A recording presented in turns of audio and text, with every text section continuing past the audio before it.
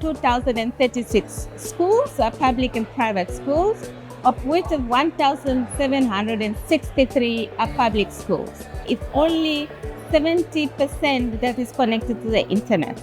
But however, that internet is not sufficient for teaching and learning.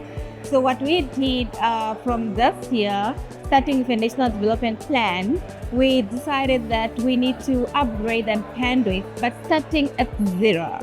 So basically, in the first year, we target to connect about 250 schools, so that within 5 years, we should be done with all the public schools, the connections to the internet.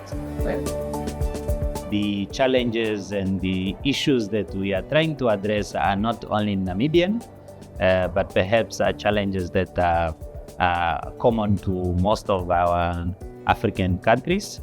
Hence, the journey going forward looks much easier because the solutions are likely to be, similar, perhaps if not exactly the same.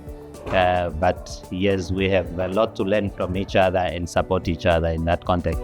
The model that we make use of a lot when we try to identify the schools that really, and not just the schools, but the overall community surrounding the schools that really are in dire need of the service.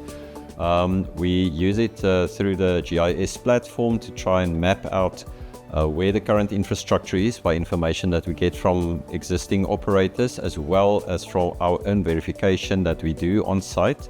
Try to identify then the schools and where the need is, and then we use that information in our planning for the next phase of the USF projects. Through the engagements with Giga, I learned about the Giga Meter, which is a useful tool to deploy at the end of the school that's connected. And then a second tool that I've also learned is the service monitoring tool that will be useful for us to really keep to the promises given to us by the service providers. So this is my very first GTEP experience, and I must say it's really surpassing my expectations so far.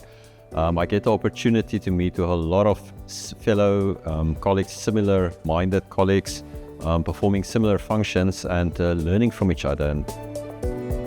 We want to make sure that all our learners, when they leave the school, they have the skills that they require for the 21st century, so that they are able to get into the sector, with the skill that they require for them to survive in this 21st century.